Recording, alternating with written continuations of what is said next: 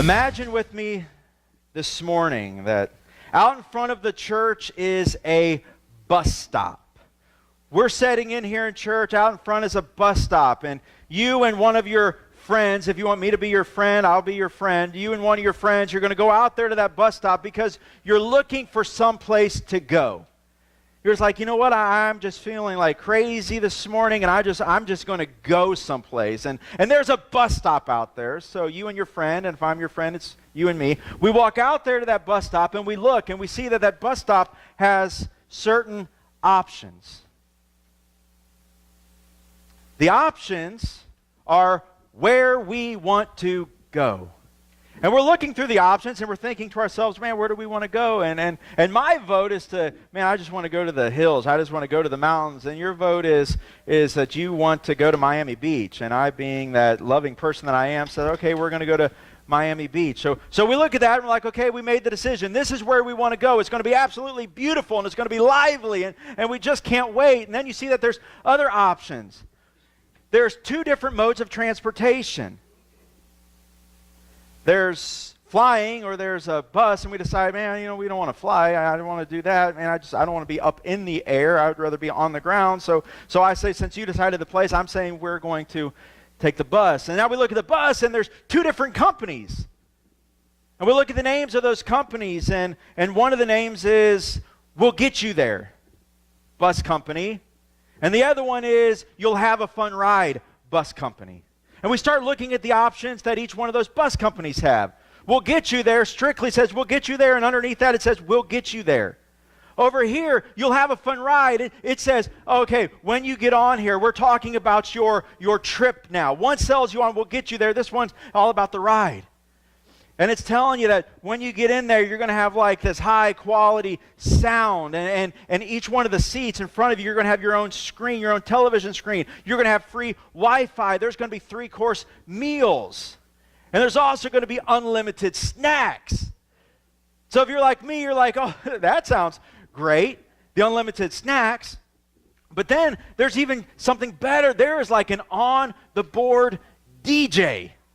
And you're like, wow, you talk about just absolutely, man, this is going to be a fun ride. But for those of you who'd rather sleep on your way, then it's just a push of the button. Up comes this like privacy wall that's soundproof. So if you don't want to hear the DJ and what's going on out there, you just push that button and you're thinking, wow, look at those options. And we're looking at that, we're like, okay, they're both going to take us to the same place, or so they say. One is we'll get you there, and the other is you'll have a fun ride. And we're thinking there for a second and saying, okay, so which one do we take? Well, it's going to come down to price. And we look and it's like, oh my goodness, F-R-E-E, free, wow. So now it's decision time. And in the hustle and bustle, we're thinking to ourselves, like, I'm thinking to myself, man, what do I do? Like, which option do I take? And I'm thinking to myself, and all of a sudden I think to myself, why am I even thinking about this? Like, one is clearly the one I want to take, and in the hustle and the bustle, I jump on. You'll Have a Fun Ride. And it's packed, but it's lively and it's fun. And I'm looking around, I'm like, okay, so where's my friend? Man, I have no idea. So I get my phone out and I send a text and I say, hey, man, it's so busy and it's so loud. Where are you at? And you send back and you say, I'm sitting alone in my bus. My bus from the bus company will get you there. I think to myself, you crazy? What in the world? So the whole trip, here's what I'm doing. I'm like going up there to the DJ, like, hey, DJ, selfie real quick. There we go. Look at that. Hey, and I'm sending it to you. Say, check this out. I'm getting my 3-course meal, and I'm taking a picture of that, and I'm sending it to you. All of my snacks, I'm sending it to you. What I'm watching on TV, I'm sending it to you. I don't want the privacy wall, but I'm just going to push the button because I want to send you a picture of the privacy wall. So I push the button, I take the picture, and the whole trip, I'm sending you those pictures. I'm not getting really anything back except some selfies of you just going like that, and, here I am. And so here I am having this awesome time, and there you are. And I'm thinking, like, what in the world? You're missing out. It's a busy time. For me, it's a fun time. And all of a sudden, the bus comes to a stop. And I haven't been paying attention to any of the landscape around me. The bus comes to a stop, and I hear over the loudspeaker, Matt Smith, you've arrived at your destination. I'm like, okay, Miami Beach. I wanted to go to the hills of Tennessee, but here I am. This is going to be fun anyways. And I step out of the bus takes off, and I'm looking around me and going, this is not Miami Beach. It's hot, but there's nothing around me. I'm all alone. What happened to the people that were in the bus with me? Where are all they at? And I'm looking around, I'm seeing no ocean, and the only sand that's on my feet is the sand of the hot desert. And I'm looking around and saying, what in the world? I had a fun ride. Now my phone beeps. And I look at it, and there you are, taking a selfie. You and your destination with a caption of saying, I'm here, where are you? Life options. Life options. Life options. You'll have a fun ride. We'll get you there. One company's selling point is, we will always get you to your destination. The other is, look at the fun that you'll have on the ride. This morning we're going to consider a couple life destinations. We're going to consider a couple life options. First thing that I want us to see on your outline is this: the monumental mistakes. The monumental mistakes, like in the illustration, the monumental mistake I made of looking at those two options and saying, I would rather this than a guarantee of this. Proverbs chapter 14, verse 12 says this: there is a path before each person that seems right, but it ends in death. With that in mind, early in the year, as we began our Reach 2.0, the Next Level campaign, I introduced you to some verses in Deuteronomy chapter 30, and I told you that as the year progressed, at some point we would go back and look at those verses more in depth. And now we've arrived at that time where we're going to look into these verses a little more in depth. The context of what we're about to read is that the children of Israel have been wandering for 40 years in the wilderness. But here they are, and they're near the Jordan. Moses, their leader, is told he's not going to take them into the promised land, and he's at the end of his life, and he's soon to turn the reins over of leadership to Joshua, who will lead the children of Israel into the promised land, their destination. Moses, right now, though, he's exhorting and he's challenging the nation, and he's about to deliver a God-inspired covenant offer to a people who were in covenant or who were in relationship with God. If we fast forward to today,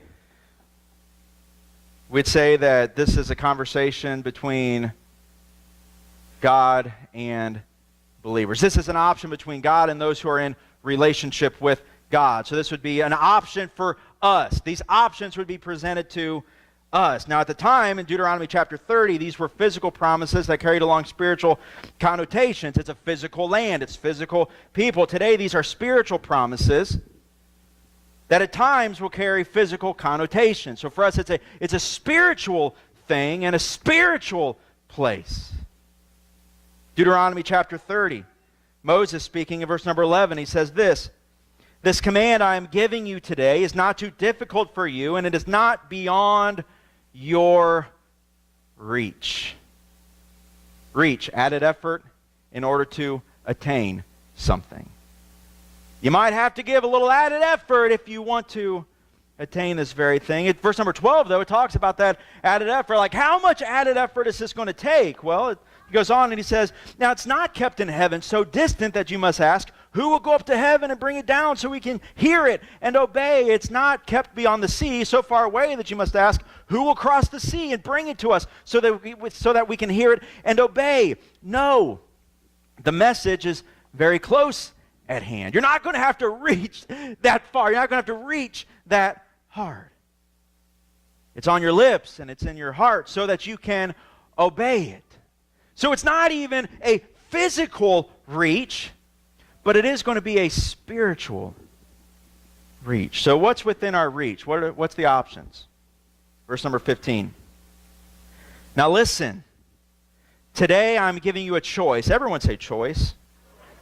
So it's a choice. It's this option. Today I'm giving you a choice between life and death, between prosperity and disaster.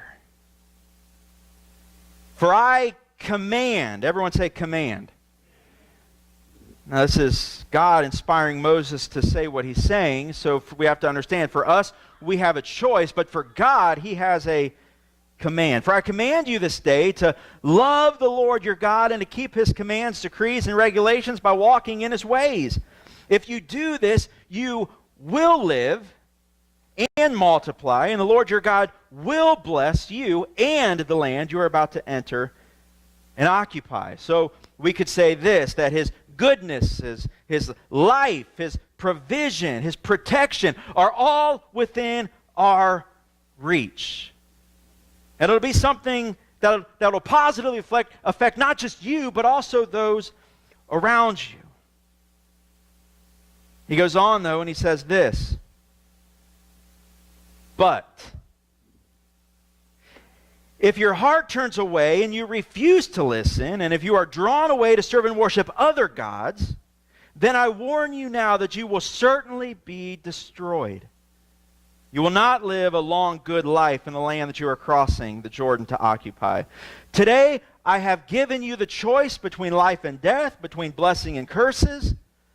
Now I call on heaven and earth to witness the choice that you make. Oh, that you would choose life, so that you and your descendants might live.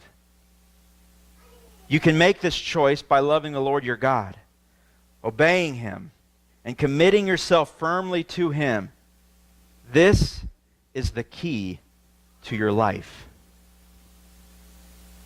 And if you love and obey the Lord, you will live long in the land the Lord swore to give your ancestors, Abraham, Isaac, and Jacob. Now remember, we're talking about people who either claim to be or are in covenant with God, in relationship with God.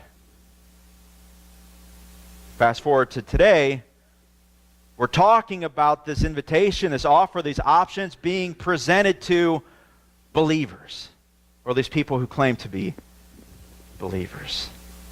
But a monumental mistake that many believers make is this. In your outline, a monumental mistake is many believe they have no options. They think they're just limited to their lot in life. If the stars align for me, then great, but maybe they haven't aligned for me like they did for somebody else. They don't think they have the options. I want life, and I see that my neighbors, it appears that they're enjoying life, but I'm not. I don't have the option to enjoy life. Or my life is so hard. Everybody else's life seems to be like they live on easy street, and I just live on like this difficult avenue of just pain and struggles, and I don't have the option for life. But refer back to me to Proverbs chapter 14, verse 12. Proverbs 14:12 says this, there is a path before each person that seems right, but it ends in death. I want you to know this morning that each person has an option. Each person has an option. When Moses was talking to the children of Israel, he wasn't saying, now this offer goes out to you if you are from X, Y, and Z tribe, but the others, you're just out of luck. Or this goes if you're born to this family or that family, but for everybody else, no, you don't have the choice between life or death. I'm sorry, it's just your lot in life. There is a path before each person that seems right. And if we consider the reality of that verse, we could also say that there's a path before each person that may not seem right, but it results in life. There's an option before each person that'll seem right. You want life, you want to enjoy your life, there's going to be an option that seems right. This will give me the results that I want. We're heading to Miami Beach. I don't want to just go to Miami Beach. Man, I want to have a good time on the ride. And it looks like it makes sense. This is the option that I want, man. It's talking to me. And I'm wondering, why in the world did you get on the bus you got on? I want you to know also, secondly, that not only does each person have an option, but each option has a destination. When you are presented with options in your life, the choices you make will take you somewhere. Understand that this morning.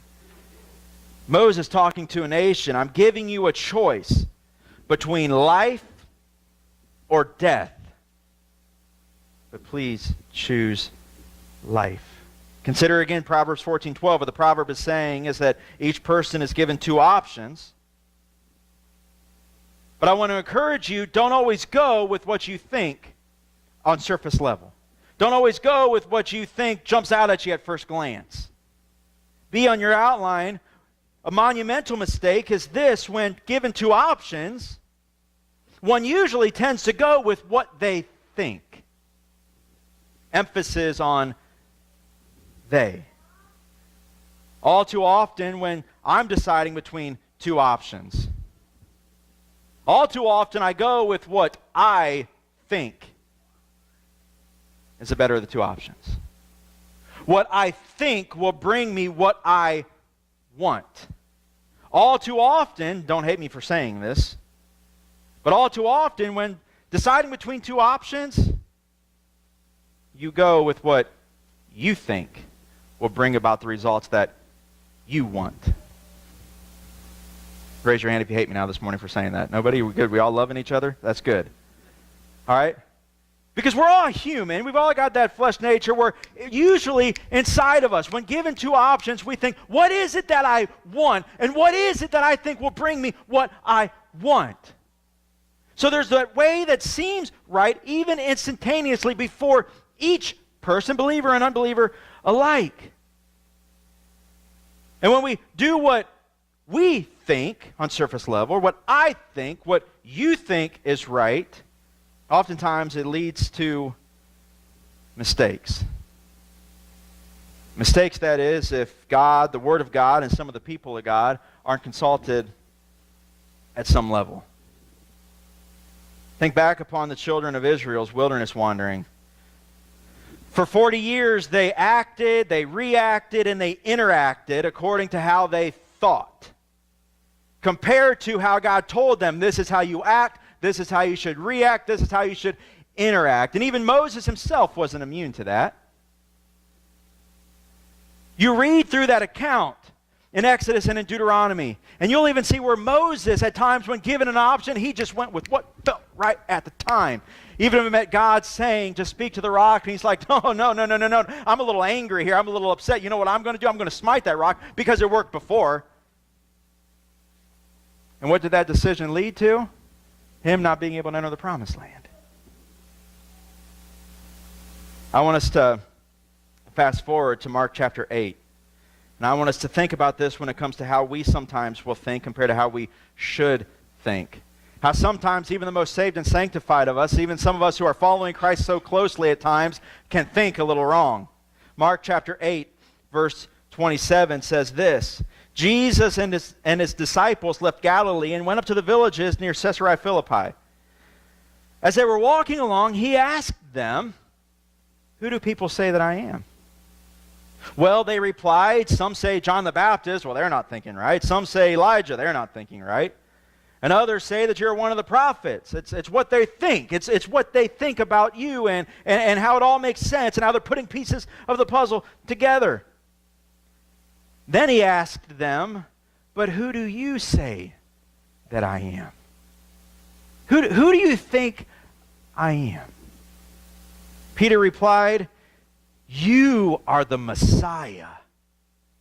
Here in this moment, he is letting Jesus do the thinking for him. I think you are exactly who you say you are. That's what he's saying. You have first and final say. You claim to be the Messiah, so who do I say that you are? I say you are the Messiah. Because I'm going to listen to you, and I'm going to allow you to do the thinking for me. I'm not even going to think about this in this moment. You are the Messiah. Then, after Peter says you are the Messiah, then Jesus began to tell them that the Son of Man, who's Jesus, must suffer many terrible things and be rejected by the elders, the leading priests, and the teachers of religious law. He'd be killed, but 3 days later he would rise from the dead. So he's telling them more information that they need to know so it can change the way that they think about certain things. Such as the information they need to know because later on Jesus is going to be arrested, he's going to be put to death. They need to know these things so it doesn't take them by surprise. And he's trying to tell them that he's going to die so that people might have an opportunity for life, but then after 3 days he's going to rise again. Verse 32. As he talked about this openly with his disciples, Peter, the very one who says, "You are the Messiah," and I can say that because that's who you say you are. I'm going to hear from you. That's what, man, Peter, who was following closely with Jesus, Peter took him, Jesus, aside, and check this out, and began to reprimand him for saying such things. Now, you can say that you're the Messiah, and I'll put stock in that. I'll believe that. But now all of a sudden you're saying stuff that doesn't quite make sense to me, and it doesn't quite add up. And I think there's a far better way to bring about the results that we're all looking for. After all, Jesus, we're trying to get to the same destination, right? Now this is the bus that you're getting on, and I'm saying, Jesus, you're getting in the wrong bus. And he's reprimanding him. He's saying, I think you should just stop, Jesus. Verse 33. Jesus turned around and looked at his disciples and then reprimanded Peter. "Get away from me, Satan," he said. Now, I don't believe Jesus was calling Peter Satan as much as he was looking straight through Peter and seeing the Satan that's behind Peter. And it's trying to get Peter to jump on a different bus. Jesus goes on and he says, "You are seeing things merely from a human point of view." He says, "Get behind me, Satan, so I can have a conversation with Peter." Now, Peter, you're looking at things from a human point of view. There's a way that seems right in a human point of view that'll get you to the destination you want to get to. Peter, you're looking at things from a human point of view. The Greek word is phroneo, which means this, thoughts. You could say it's a human mindset or a human way of thinking. Peter, you're thinking like a human would think here. And he goes on and he says this, you're looking from a human point of view, not from God's. Peter, you're seeing and thinking like a human who doesn't know much, instead of like God who knows it all. How many of you are humble enough this morning to say that you don't know much? Raise your hand. There you go. If your hand's not up, I want you to teach me. I'm looking to learn a little bit more. I don't know much. I don't know much. I just don't know much. When given two options, a lot of times, man, I just don't know. I don't know. Now raise your hand if you're in the sanctuary this morning. You believe God knows it all. Hey, God knows it all. If your hand ain't going for that, let me just tell you something. God knows it all. I'm just telling you, God knows it all. Humans don't know much. God knows it all. So, Peter, you're making your decisions based upon your mind and your thinking, and you don't know much, instead of allowing me, who is God, to be God, and I know it all. And I'm telling you, this is what's going to take place. And I'm telling you, this is what's going to get you to the destination that you're trying to get to. We have to think differently. Things aren't always like they appear, so we need to see things and think of things the way that God sees things and thinks of things. We've got to look at things and evaluate things through God's mindset, which, thank the Lord, is revealed in His Word and through His Spirit.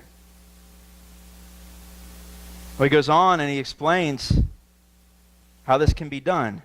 In verse 34, he says, "Then, calling the crowd to join his disciples." So he was talking to Peter, and now he's saying, okay, what I'm about to share is something that I want everybody to be able to hear. Man, this is going to be some really good stuff. So everybody just gather in right now and listen to this. He says, "If any of you wants to be my follower, or go where I go and become more like me, if any of you wants to be my follower, you must give up your own way. Take up your cross Now, it's important to know that him saying that in that moment, this was before he died on the cross and was crucified, dead, buried, and resurrected. We can look at the cross as a symbol of victory. Now, we can look back and say, oh my word, that cross, that wondrous cross, that old rugged cross. But at the time, as he's saying that, everybody who's listening just says, cross, man, that's a sign of death. That's a sign of defeat. That's a sign that it's all over. That's a symbol of death. So he's saying that you take up your cross, so that you pick up your cross, so that symbolizes this. Everything underneath or attached to that cross is what? Is dead. You must give up your own way of thinking, your own mindset, your passions, your pursuits. You must take up your cross, saying that everything, including your passions, your pursuits, and your desires in the flesh and your own way of thinking has died. And he goes on and he says, and follow me. Allow him to think for you. Allow him to teach you. Learn his ways. Walk in his ways. Now, this is so important for this reason. Everybody zero in on verse number 35. If you try to hang on to your life, your passions, your pursuits, your desires, your way of thinking, your mindset, if you try to hang on to your life, you will lose it. Moses looking at the people saying, I'm giving you a choice, an option between life and death. If you try to hang on to the very thing that you're trying to get to while thinking the way that you think currently, you're not going to get there. You're going to lose the very thing you're trying to achieve. You will be on that bus thinking like, oh my goodness, this is great, only to find out that when that bus stops and the bus driver kicks you out, you're looking around going, what in the world, where am I at? You'll lose it. Quite literally, you'll lose it. Not just you'll lose your life, but a lot of people, especially the believers, man, they get to the point where they just lose it. It's not making sense anymore. I've lost it. But there's an option here.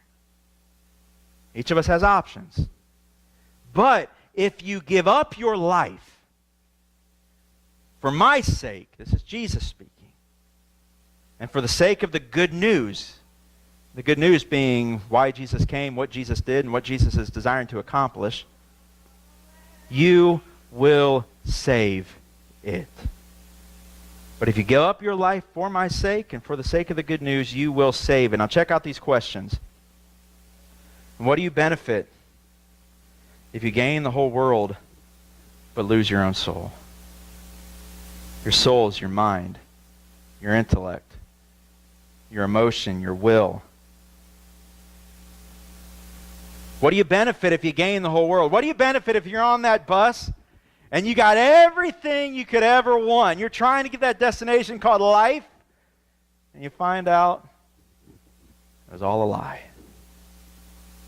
What do you benefit if you gain the whole world, but yet you lose your own soul? Is anything worth more than your soul?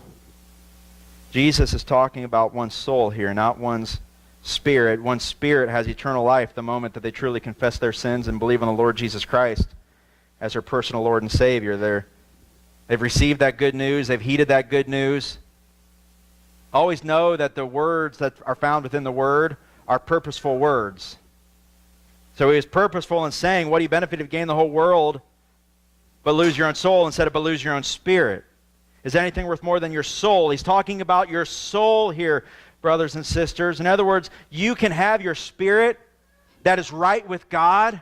You can have your spirit that the moment you receive Jesus Christ, your spirit's made new. The Holy Spirit has sealed you. You've got eternal life that nobody can snatch away. You're going to get to heaven, but then your soul can still be all sorts of messed up. That's what he's talking about here. Jesus is saying, in effect, what does it profit you on this side of eternity if you were to have everything that you ever thought you could want just to end up feeling like you're empty? What would you benefit by possessing all the world has to offer if it means that down the road you're just going to be miserable? What would you gain by feeling popular because that's what you think you want only to find out that no matter how popular you are, you can still feel like you're all alone. Just this past week, there was both a very popular multimillionaire and a popular multi-billionaire that made tragic decisions to end their own life. And that got me thinking, and I just did a little digging and found some alarming data. Since 1999, suicide rates in the United States of America has risen 30%. Nearly half of the suicides reported were committed by people with no known mental or emotional conditions. In one of the wealthiest, if not the wealthiest country in the world, there is a crisis. That is people missing out on that which is most important while having access to being able to possess that which many think is important. Suicide's the 10th leading cause of death in the United States, and the second leading cause of death among people ages 15 to 34. There were twice as many suicides in this country in 2016 as homicides, which reveals that there's twice as big of a problem when it comes to individuals being able to get along with themselves compared to being able to get along with others.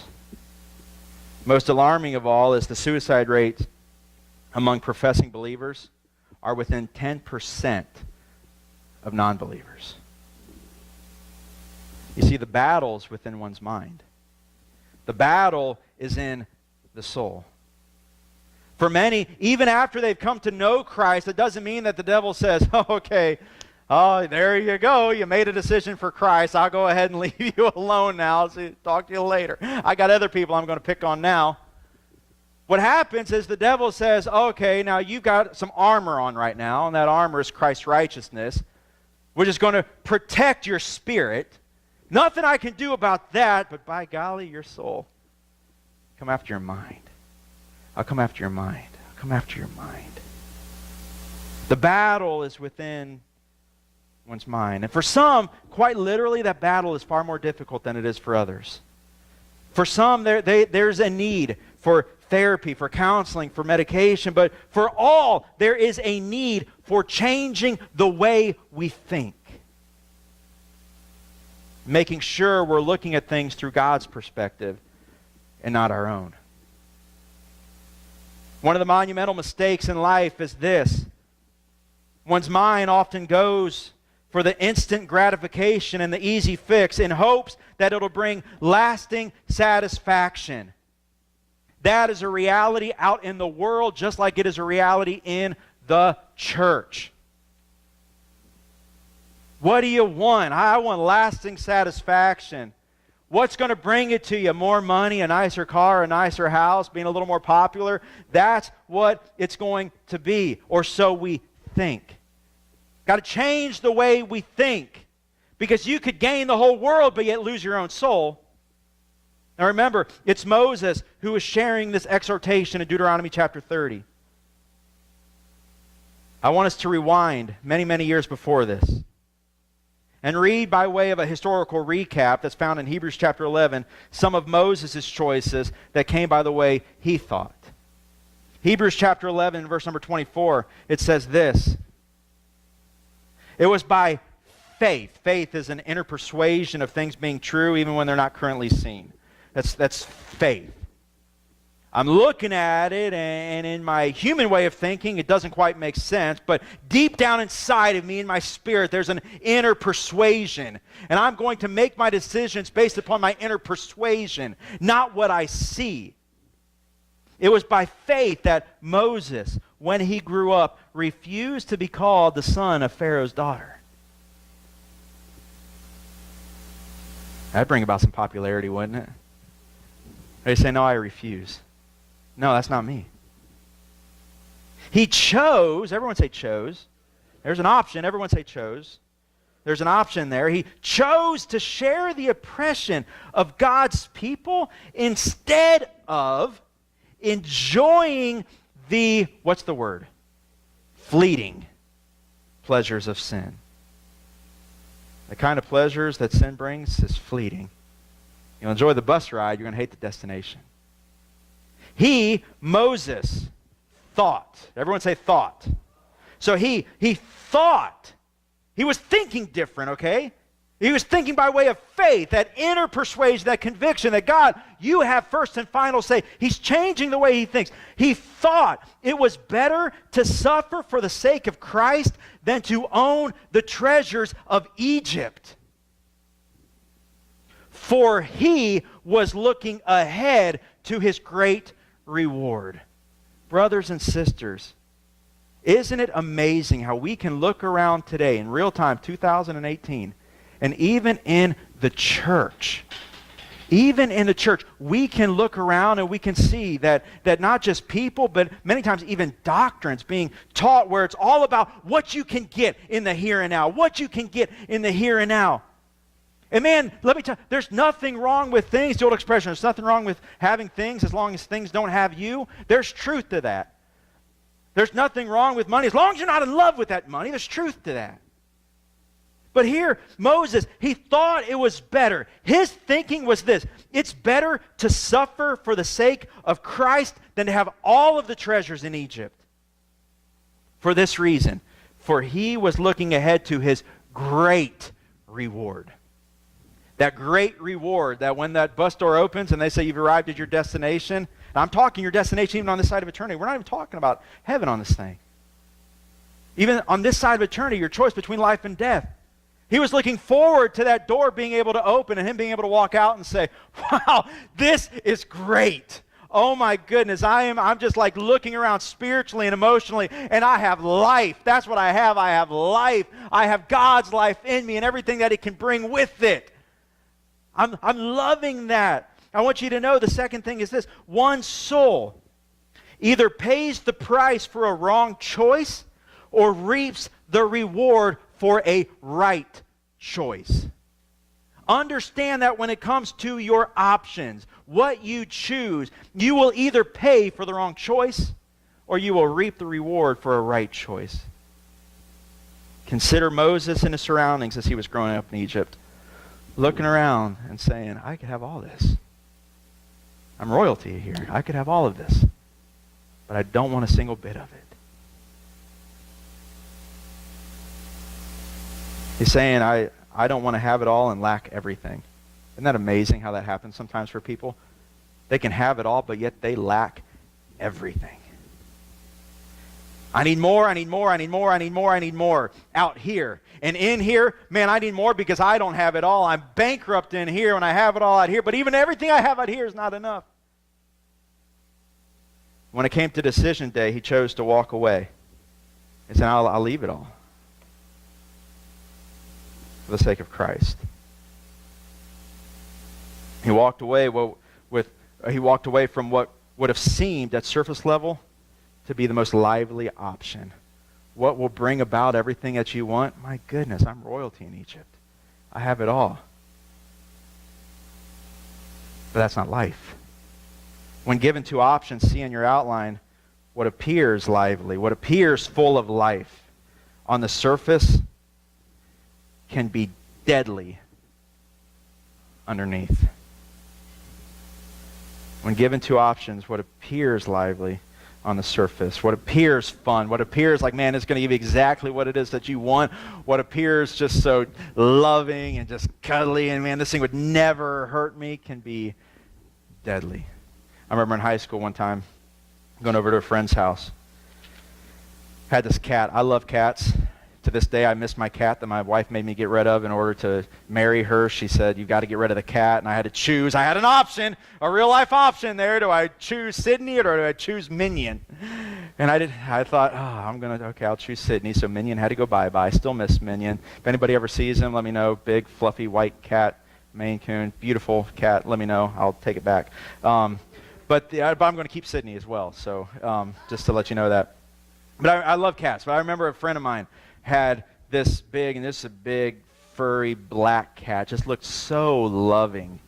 I mean, it's one of those where you walk in there, I love cats, I just wanted to go up and just like pick the thing up and just hold it and take it home with me and all that stuff. And nobody gave me the forewarning that this cat was like a demon cat. We're walking in there and they're just enjoying, they're getting pizza out and stuff, and I look, oh, a cat. So I go walking into the living room like, kitty, kitty, kitty, kitty. Go to like get the thing lunges at me. One of those house cats that haven't been declawed, and it grabs a hold of my shirt. I'm trying to pull this thing off me, get off me, you demon cat, get off, and trying to throw the thing down, and it lunges back after me again.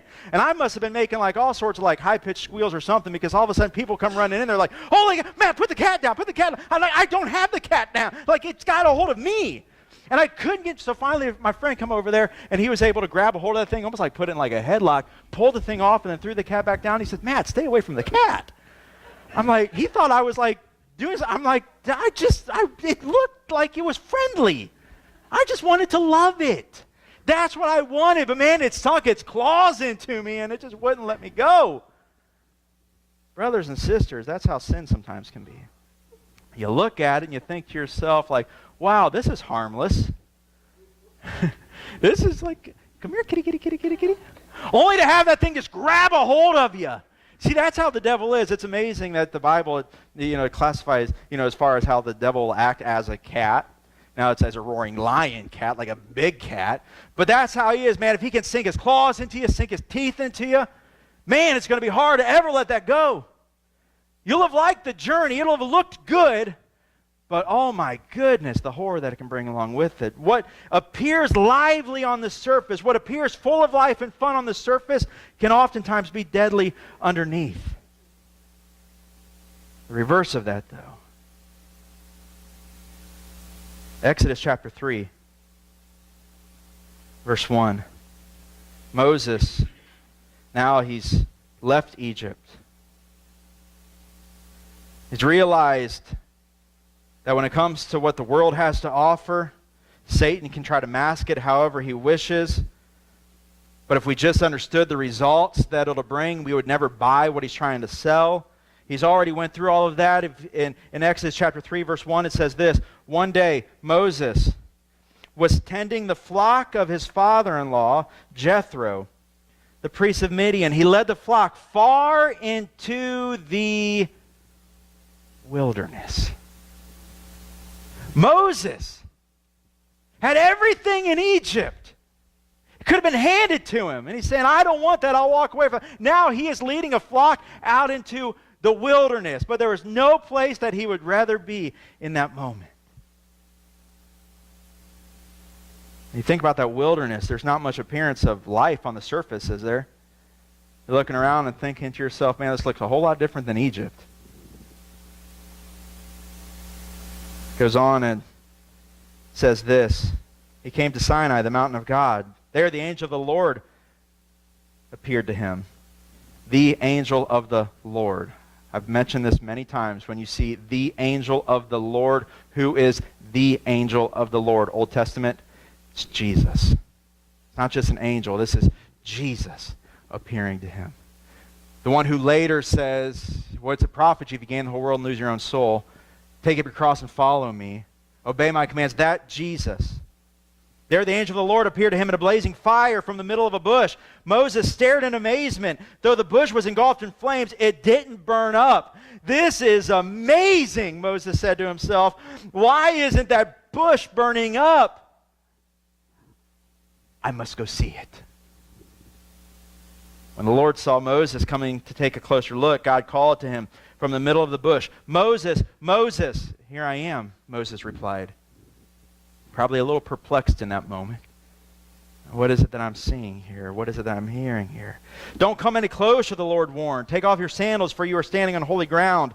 I am the God of your father, the God of Abraham, the God of Isaac, and the God of Jacob. When Moses heard this, he covered his face because he was afraid to look at God. Then the Lord told him, I have certainly seen the oppression of my people in Egypt. I have heard their cries of distress because of the harsh slave drivers. Yes, I am aware of their suffering. So I have come down to rescue them from the power of the Egyptians and lead them out of Egypt into their own fertile and spacious land. It is a land flowing with milk and honey, the land where the Canaanites, Hittites, Amorites, Perizzites, Hivites, and Jebusites now live. Look, the cry of the people of Israel has reached me, and I have seen how harshly the Egyptians abused them. Now go, for I am sending you to Pharaoh. You must lead my people, Israel, out of Egypt.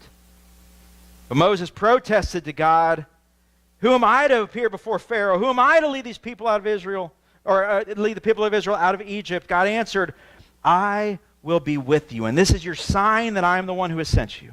When you've brought the people out of Egypt, you will worship God at this very mountain. But Moses protested, if I go to the people of Israel and tell them, the God of your ancestors has sent me to you, they will ask me, what is his name, and what should I tell them? God replied to Moses, I am who I am. I am who I am, which means he'll be exactly who we need him to be in every situation.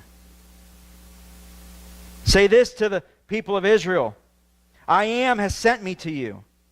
God has also said to Moses, say this to the people of Israel, Yahweh, or the Lord, caps. The one with first and final say. The God of your ancestors, the God of Abraham, the God of Isaac, and the God of Jacob has sent you. This is my eternal name. Notice this with me. One of those phrases that we oftentimes just kind of glance over. This is my eternal name. I am who I am. Yahweh, Lord, first and final say. My name to remember. Your mind. Your thinking. What takes place in your soul. My name to remember for how long? For how long? For how long? I'm going to ask it until we get a louder response. For all generations. Somebody's wanting to get home sometime today. For all generations. Do you know that counts today? In the here and now. My name to remember in all generations. That he is everything that we need at whatever moment it is that we need it. He is. I am that I am has sent you. Remember that for all generations. The Lord, the one with first and final say, the one who gives you the option. You can have life or you can have death. Here's how you can have life. Remember his name. What Moses ended up experiencing was that which was truly lively. Like out in the wilderness, there's a burning bush. That's crazy.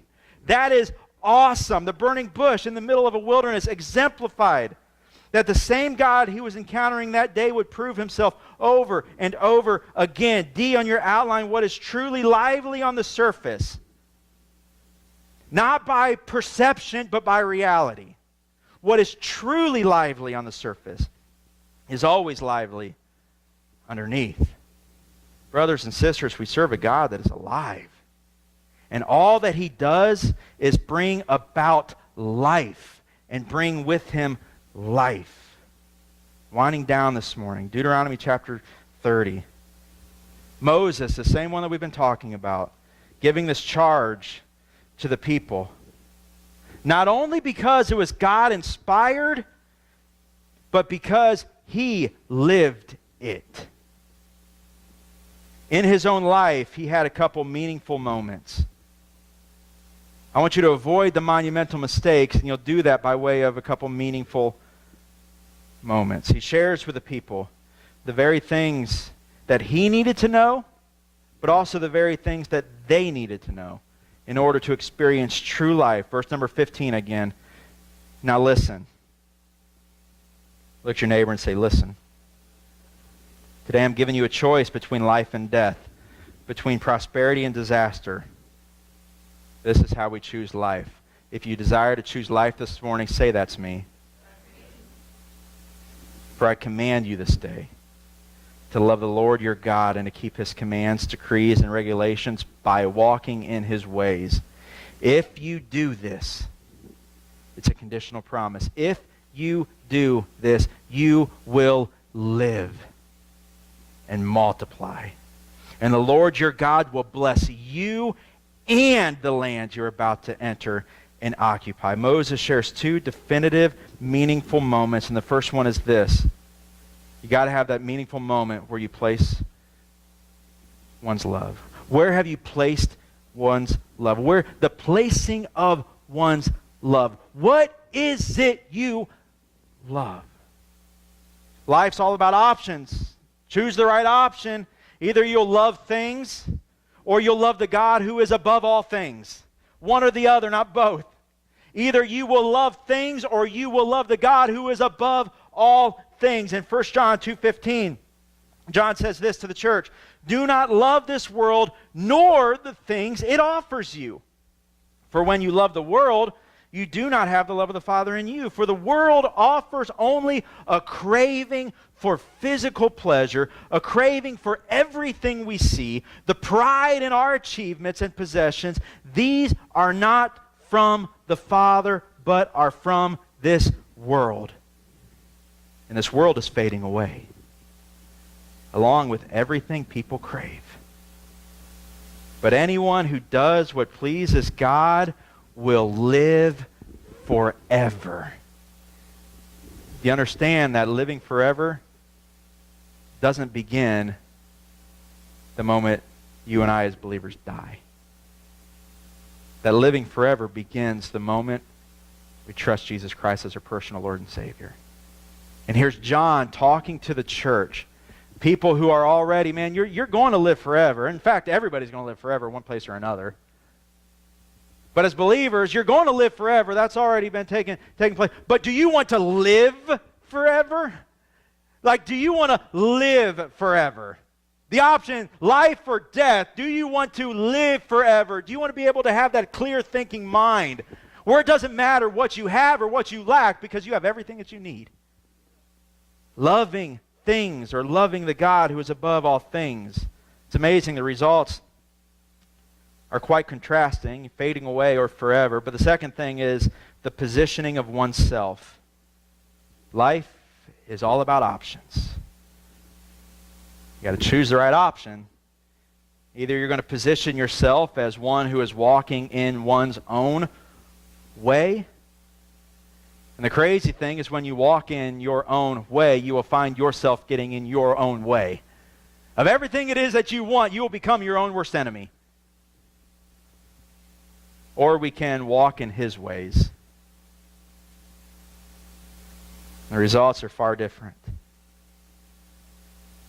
Death or life. Or as the psalmist would say this, Psalm chapter 128, verse 1. For a closing comfort and challenge. Psalm 128, verse 1. How joyful are those who fear the Lord. And what's the telltale sign of someone as to whether or not they truly fear the Lord? Well, the B portion of this verse reveals it. All who follow His ways. All who walk in His ways. Brothers and sisters in Christ, take comfort this morning in knowing that you have the option for life. Not just to get to a great destination that's called heaven. No greater destination will there ever be. But on this side of eternity, you have the option for life. God will get you to the place where you can enjoy life. Even if it means you're looking around and you're saying, all I see is a wilderness. Even in that wilderness, you know what's going to happen someday? You're going to look out there and you're going to see this burning bush. And God Himself is going to talk to you. And you're going to think to yourself, wow, I have the opportunity to hear from God? This eternal, spiritual being who is above all things, who created me, who gave me a purpose. I have heard from Him. Man, no money, no mansion, no car, no popularity could ever bring me that. You're going to experience that in your life. And that's going to result in joy. Joy. Life and joy. Take comfort this morning in knowing you can have those things, but accept the twofold challenge. Love God. Brothers and sisters, love God. You want life? You want joy? Love God. And walk in His ways. Amen.